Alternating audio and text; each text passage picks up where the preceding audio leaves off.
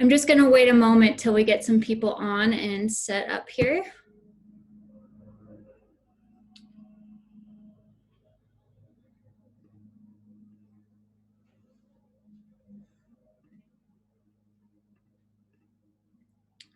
Let's see.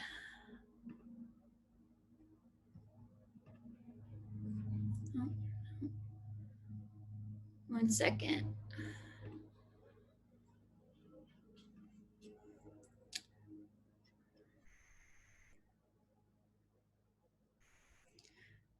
And if you guys want to mute yourself so to make sure I can hear you guys, I'm just doing some things on Facebook to see if I can share my screen, but it doesn't look like I can.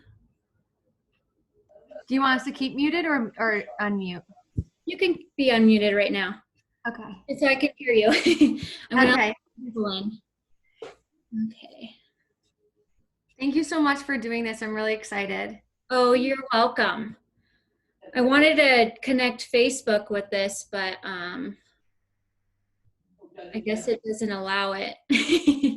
We might have some techie people in this group, so if any of you guys know how to connect Facebook with the Zoom. I think you have to have the upgraded version. Okay.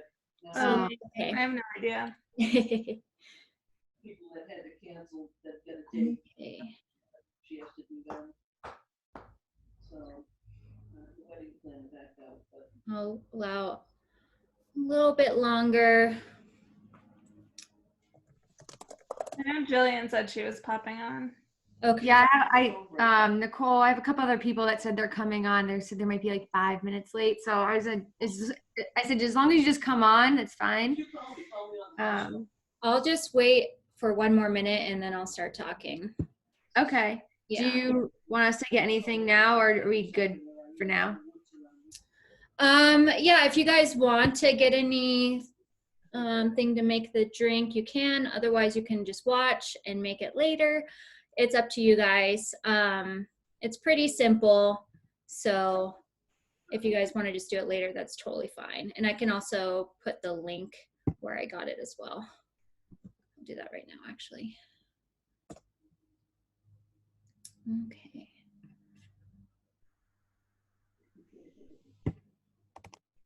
Here's one of them.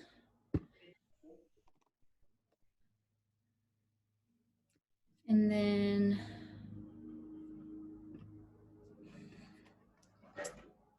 so it's dropped in the chat. If any of you guys want to, you can copy that and just have it saved on your computer, or open up another page and just have it available. Yeah, otherwise there is, let's see, a bunch of lists here. Where is it? Here it is. Here's another one. Okay, so I just dropped some recipes that you guys can use, but we'll get started. So for those of you that haven't heard of me yet, I'm Bronte. I'm a registered dietitian. I also live in Montana. I live in the northwest part of Montana by Glacier National Park, if you guys are familiar with that. It's just a lovely national park, tons of mountains and peaks, not as much wildlife as Yellowstone, but we have a little bit. It's more for the views and hiking, I would say. I also am trained in nutrigenomics, so that looks at how food affects your genes. So whether that's turning on or off genes that produce inflammation, or also taking out the fires of inflammation, as well as those genes that help with metabolism, also with detoxification and energy production, brain health, and then of course looking at gut health and also ingredients that have a lot of micronutrients, and they're just packed full of them, so they're called our superfoods, but they're not the superfoods that you see at the store. Okay, there's some people in the waiting room. I don't see anything. If you go into participants, Yeah, there they are. Okay, there we go. thanks. So for you that just jumped on, I'm just introducing myself, so you guys are just fine. So if you guys have any questions about nutrition and a little bit about my history, we can do that at the end. I just want to kind of get started here. So the reason why I wanted to talk about alcohol and its effects is because a lot of us are dealing with stress, and we're using alcohol to cope with our stress rather than finding some other reason. So alcohol, you know, it could be good in moderation, but sometimes individuals can take it too far, and we don't really know what those effects are. Maybe we've heard some things, but we're not quite sure what they can do to our bodies. And so I wanted to talk about how important it is just to be aware of what alcohol does to us and why it's so important to just keep it in moderation and not go overboard on it. A little bit about my relationship with alcohol. So I have an alcoholic parent. He's recovered now, but that's been through many ups and downs for years. And so I had to deal with that as a kid, just growing up with an alcoholic and seeing what that was like. No abuse or anything like that, but just how it could affect their moods was very prevalent, a lot of mood swings. And then I also dated an alcoholic as well. So that was a little bit rough for me, just seeing the different types of alcoholics too. So some alcoholics, they either are ones that drink every day. They could be at home sitting by themselves, just drinking it to maybe go to sleep. They may not seem like the typical alcoholic. They may only have a couple drinks here and there, but they're the ones that are using it to cope or fall asleep. The other alcoholic that I dated, he was more like a binge alcoholic, so is more on the weekends type of thing and would not know how to stop, would get in a lot of trouble with the law, that sort of thing. Sometimes you can have blackouts, get into fights. So alcohol can affect us in many different ways, and I just wanted to I wrote out a list of exactly what they do. Just give me a second, because a lot of it is very scientific and I don't want to butcher the names. But so that's my relationship with alcohol. With relationships, me, myself, I don't have an addiction to alcohol. I enjoy it here and there. I actually haven't drank any alcohol for 4 months now. And that's just something I decided to choose just because my family is not drinking any alcohol, and then the guy I'm dating now isn't drinking alcohol either, so I wanted to kind of just jump on board with that as well. So the importance of why alcoholism, or the importance of why we're talking about alcoholism, is actually the third preventable cause of death. So it's pretty high up there. It's something that we can prevent.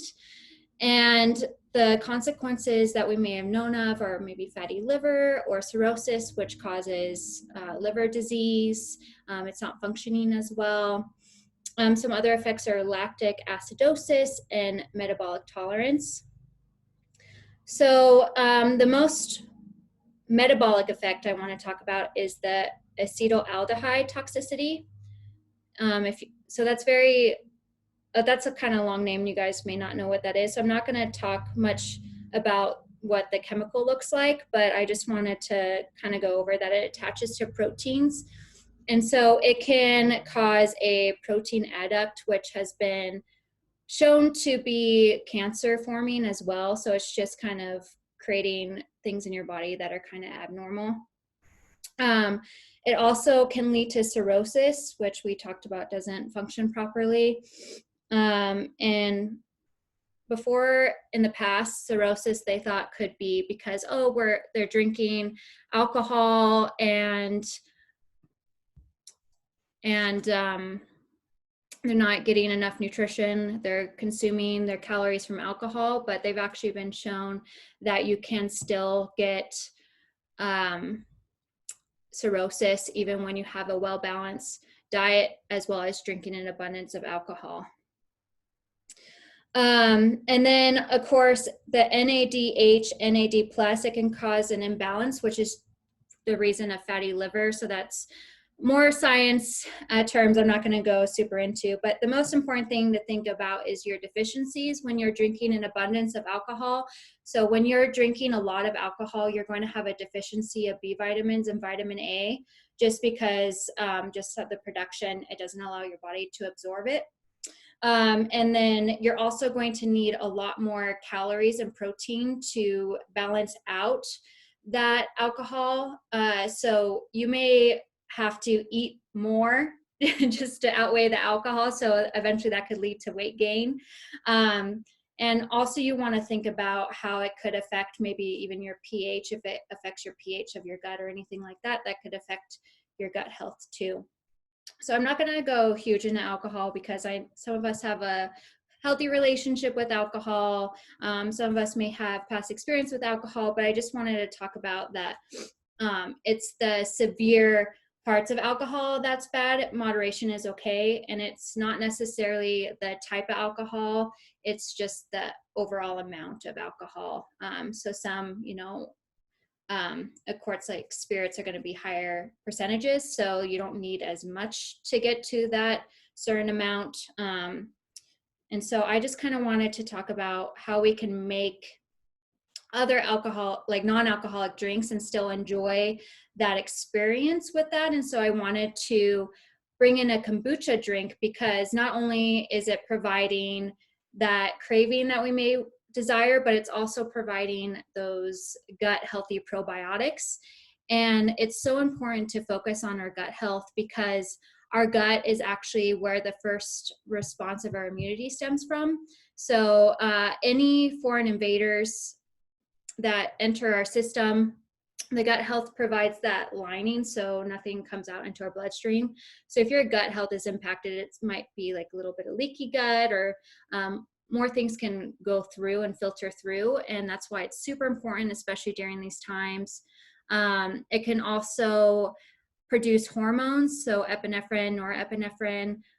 So all these affect our mood. So that is why thinking of our gut health and making sure we have good clarity or we have a healthy mind, you want to make sure your gut is intact. And then kind of on the backswing of that, with alcohol, it can actually, it's a depressant. So when you're drinking alcohol, you can actually be questioning why you feel so crappy the next day, or why you feel so sad. Maybe you have some mood swings. So that's why alcohol affects your mood there. And then also in the gut health, it produces B vitamins. So B vitamins are what help with the detoxification system. It also helps with energy production, so helping you feel energized if you're having any fatigue or feeling druggy. B vitamins is what you want to incorporate into your diet, as well as those probiotics too. And then of course with brain health again. So those are the roles of our gut. Do you guys have any questions before I kind of went through that fast? I want to make sure you guys got all the content you needed. No? Unmute yourself if you have any questions, or put in the chat. Okay. So I decided to choose this drink just because it's spring and we're looking forward to summer. It may be here in a little bit, but it'll come quicker than you think, hopefully. And then, so what you'll need is any type of berry. I'm using raspberries for this one. You can use blueberries or strawberries. I decided to choose raspberries because I had frozen ones in my garden, from my garden, I mean. And then you'll need some mint. And then I also grabbed limes. If you want to have any limes, you can. You don't have to. I didn't include that, but that's just an option there. And then of course your favorite type of kombucha. So I actually make my own kombucha. The difference between that and the store-bought, it may not be as fizzy. If you make your own kombucha, to make it fizzy, you want to do a second fermentation. usually with some type of sugar. So the different sugars are, of course, your sugar cane. You can even use fruit sugar. So the difference is fructose, so it has a bit of fiber. So when you digest fructose, it's a little bit slower. The one thing that you want to be aware of is when you see fructose in the ingredient list, it's actually different than from fruit. So they derive it from a different way. So you're actually going to absorb that fructose differently when it's on an ingredient on a product. And then of course there's honey. You can try it with honey. Honey is a great sugar choice. It has a lot of bioactives that help with inflammation. So they help with that inflammation response. And you want to use local as much as possible. I want to try this really with any kombucha, but of course different sugars are coconut sugar. Coconut sugar, it actually has a, I'm trying to remember, not glucose. I was trying to think the word, but anyways, when you consume coconut sugar, your blood sugars don't spike as rapidly as cane sugar. And then of course you have any of those alternative sugars. I don't really like them as much. I'll use stevia here and there, but I don't like the taste of them. There's not a whole lot of research on all of them. But if you were to choose one that was a sugar alternative, I would probably go with stevia. But for kombucha, you don't want to do it with stevia. That would just kind of ruin it.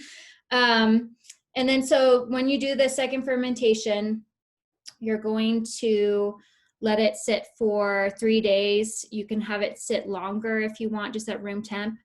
And the longer it sits, the more fizzy it will get. So that's just some tips there. If you're looking to make your own kombucha, I would just suggest looking that up or finding a source. But you'll need a SCOBY and of course a fermentation jar.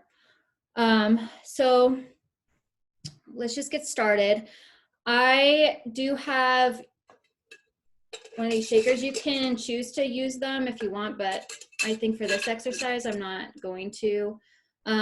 This is probably more essential if you have the alcohol to muddle the fruit and the mint with alcohol, but if you want to do it just with ice, you can. Or you can choose like a coconut water or something like that. I'm just going to do it directly into the cup. So I have a little cup here.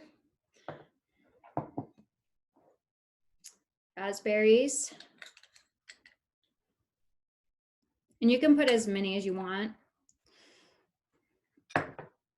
And then I have some mint here. I would do a small handful.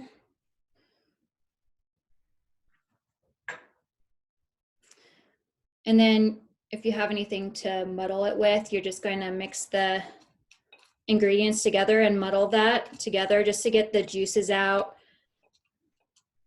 and get the flavors mixed together.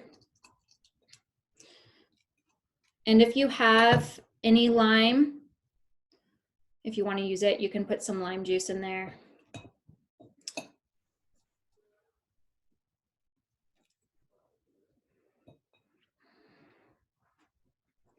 And then once that is completed, you're going to take some ice cubes. So I just froze some ice cubes with fruit. You can just use plain ice cubes if you want, or you can even use frozen fruit if you want. So I'm just going to put a little bit in there. Probably just do one. And then I have some, because mine are pretty big. And then I'm going to put some regular ice. So you want to fill at least half of your cup with ice. And then here's my kombucha, pretty big.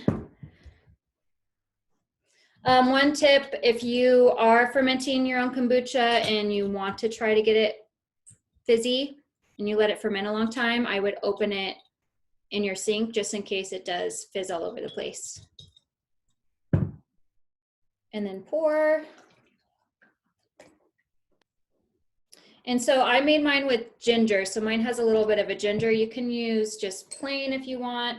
If you want to flavor it with anything in the future, you can even do just blended raspberries or mango. I've tried those and they're all pretty good. And then once that is in, you're just going to give it a little stir.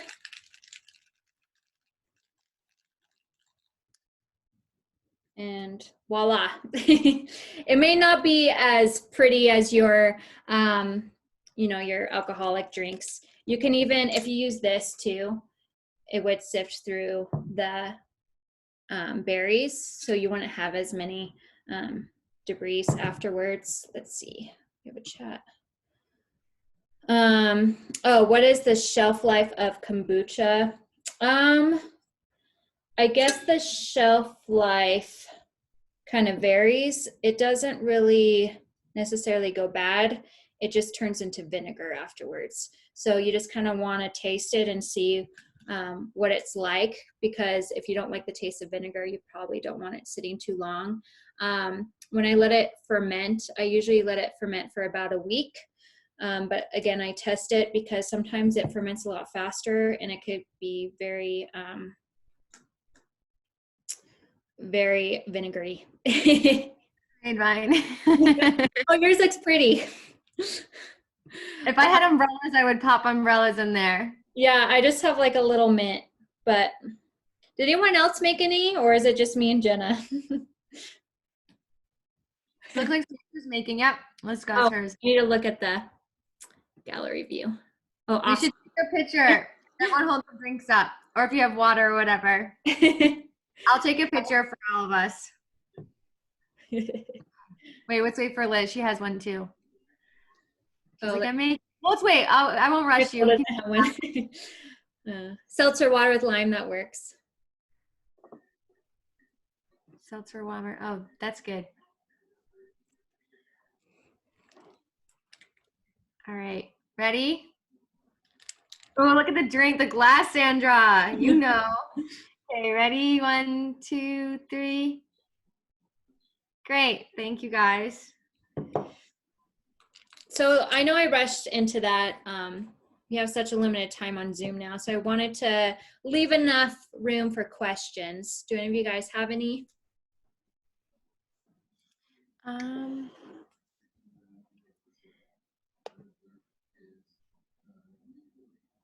Yeah, this would be a good question for anyone. Like any questions about different sugars, like if you're using an artificial sweetener, what one would you use if you had, I know you don't like to use artificial, but like my in-laws love stevia. That's like their favorite, and they go sweet and low or stevia, and they argue about which one's better. Is there a better alternative? Like I said, I would, with the alternative sugars, I choose stevia. I like coconut sugar just as much too. It's not an alternative, like it's not a non-sugar, but it does absorb at a much slower rate than other sugars. So even diabetics are okay with coconut sugar. Other than that, I like to use honey just because of the bioactives in it. But again, sugar is sugar. So just want to make sure if you are consuming any sugar to have it either with some fiber or protein or fats, just to slow down that absorption rate. That way, when you do absorb the sugar, it doesn't make your blood sugar spike.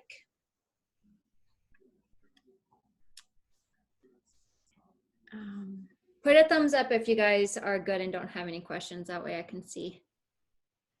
What's your favorite store-bought kombucha? Oh, my favorite store-bought kombucha? I think I just like to try the different ones.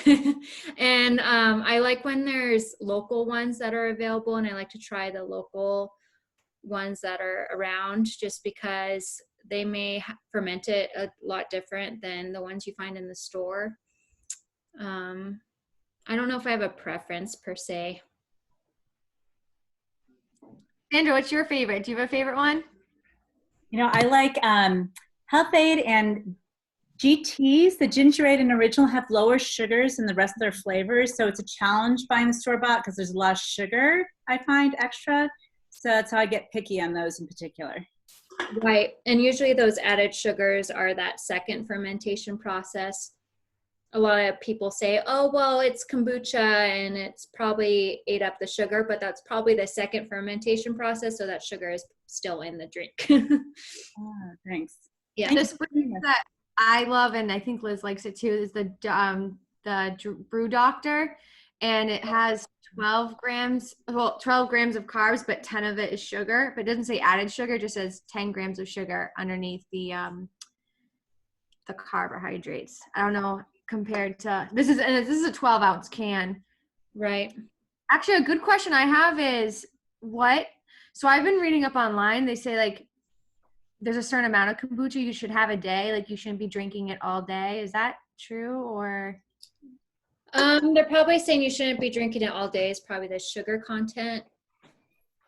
Is probably, I haven't really looked into that, but when people are coming to me about gut health and they're wanting some ideas, I don't say, oh, you only need to drink this or eat this. You want to have a variety of different probiotics because they all have different bacteria in them. And so your kombucha is going to have different bacteria than your sauerkraut, and you may even have different than what's in your yogurt.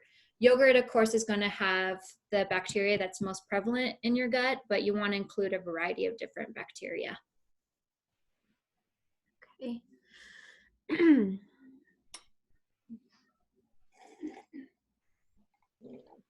Any more questions? Anyone else? It could be non-related to the topic too. If you guys just have questions about nutrition. Ask those nutrition questions.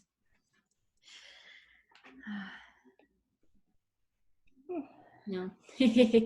All right. Well, thank you so much. I also wanted to just kind of jump up about the ingredients real quick. I forgot to talk about it. So the raspberries and mint, they're also a high source of bioactives that affect our genes. So they also help with our inflammation response too. So berries and herbs are a great source of bioactives. And herbs, they're still studying because there's so many bioactives that they just don't have the whole list of what's in them yet. But herbs are very, very important for the diet.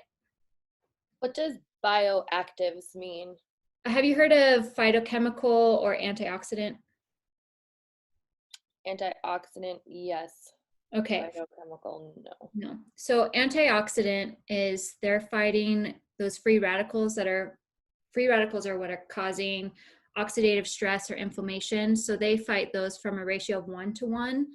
So it's pretty limited. It's like trying to take out a fire with a teacup, where a bioactive, it's thousands to 1 when it takes out the fires of inflammation. So they're just a lot more powerful. So it's like taking a fire hose to a fire. So you want to look at those bioactives, and some have both, of course, like your antioxidants and bioactives. But I think a lot of people will talk about antioxidants, but really forget to talk about, you know, the bioactives part because it's not really known. Mm-hmm. Yeah. Is kombucha helpful for IBS? I would probably just see what you're reactive to first. With IBS, that is definitely something going on in your gut. So I'd probably repair the gut with different probiotics. Also, IBS, if you have any stress too, stress has been shown to really affect IBS as well. So making sure you reduce your stress, and then kind of slowly incorporate and see if kombucha affects it or not. I haven't seen kombucha being bad for IBS, but a lot of education out there with IBS, they say to do an elimination diet and slowly introduce foods in and see if they affect you or not. Oh, really? Mm-hmm. No doctor's ever said that to me. Oh, let's see if we have a thing on here. Let's see. I just had one gastroenterologist that was just like, eat beans all day. Oh.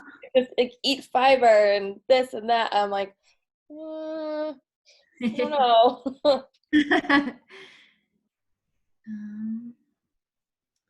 Let's see if this one talks about IBS on this. Yes, I'll give you this one.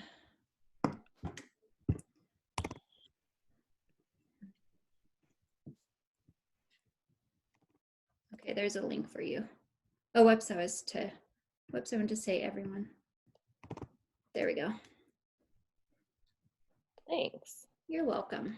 I'm also going to reshare your the link that you posted about making the drinks, because when people log in late, they don't see it. So I'm just going to repost it Okay. for I think Sandra Nicole that came in late.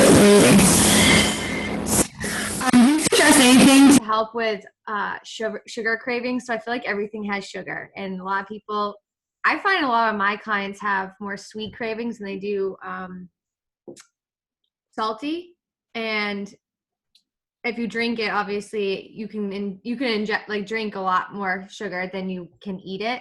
Is there anything that helps subside your cravings? Do you know? Oh, you're muted. Sorry. Yeah, sorry, that was me. There are different ways to kind of try out with your sugar cravings. Sometimes it could be your protein intakes are too low, so you need to increase your protein intakes. Protein can affect whether you are craving sugars or not. Other ways to kind of help with that could just be making your own sugar alternatives. So if it's cookies or something like that, like trying protein balls, or maybe trying, like, you can do chickpeas roasted with honey, things like that. So there's just different things you can try. Some could be maybe you just need to focus on what's in your house. If it's in reach, you're probably most likely going to go for the sugar, and then you're going to crave it more and more. Other things could be maybe it's just boundary work and learning to say no. It's little things. So it kind of depends on where you're at and what your journey is with your health and what way you have to fight your sugar cravings. A lot of it could probably just be slowly eliminating it and introducing more whole foods. That's what I found helped with sugar cravings for me individually, but like I said, it's different per person. And earlier when you were talking about probiotics, how do you recommend getting those? Because that same doctor that told me to just like eat beans and fiber and stuff was like, just buy the cheapest like probiotic pill and take 2 of those every day. Oh, I was like, yeah. I don't know about that. You could take probiotics. I'd recommend getting the refrigerated kind if you do take pills, just so they are still active.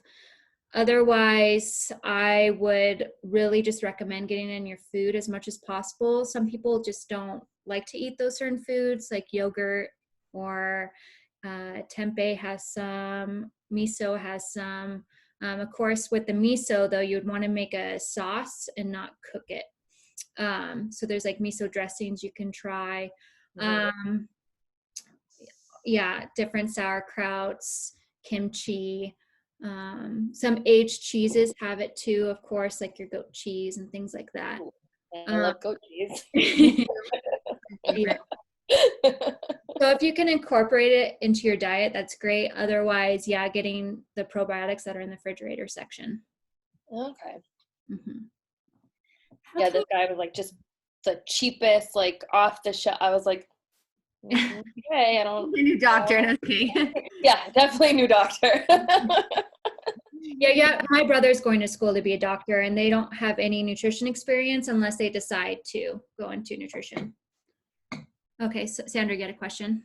Yeah. How can you tell the quality of your gut health? With that, is there, like, do you have to take the poop test? Like, are there other ways to do it? So you know how good your gut flora is? Yeah, just take a look at your bowels. If you have regular bowel movements, you're not experiencing any constipation, they're pretty, it doesn't necessarily have to be formed, but as long as they're consistent, that's a good indicator that you have a good gut health. Some other indicators that you have a bad gut health could be you're experiencing acne or skin issues or any gut related digestive issues, that could be also an indicator that your gut health is poor. What about all those, like I see on Instagram and stuff, like all those tests that are like going around about like your gut health and like, do you recommend any of those, or are those kind of like not worth? I guess it depends which test it is. There's some of those tests that show what bacteria is prevalent and which bacteria is low, so they can be helpful. If it's like an intolerance test, I'd be a little bit cautious with those. Okay. Good to know. I also would like everyone to have if you could share your handle, your Instagram handle, and just maybe talk quickly about like what the Gene Hacker is all about. Yeah, so I'll post that here. And so I have an Instagram page and Facebook as well called the Gene Hacker. And so I help women with simple life hacks to bring into their busy lifestyle. So whether that's going to be with sugar cravings, or if they just want overall health into their lifestyle, or if it's with inflammation. And so I don't only just look at nutrition, I also look at also your stress levels. So I have some training in social genomics, so that's looking at how stress and trauma affects our gut health as well. And so if you have a lot of stress in your life and you have a healthy diet, you're not really getting the benefits from the healthy diet, because our stress is impacting our gut so much that it's not really going to be combating that the issues it causes, I guess. But so you want to attack stress first, any trauma first, and then get to the nutrition part of it. Cool, thank you. Yeah, thank you. Well, thank you guys so much for jumping on. I appreciate it for coming on a Saturday. Doing it. Thanks for doing this. Yeah. And do you guys all live in the East Coast? Yeah. Yep. I'm jealous of you guys. You guys have nice weather. At least what I've seen. We had snow. You had snow? Mhm. Okay. I was gonna say, because a couple of weeks ago we had a lot of snow and people had pictures of sunshine. I was like, oh, I want that. I don't know if you can see outside there. There's snow. Oh yeah.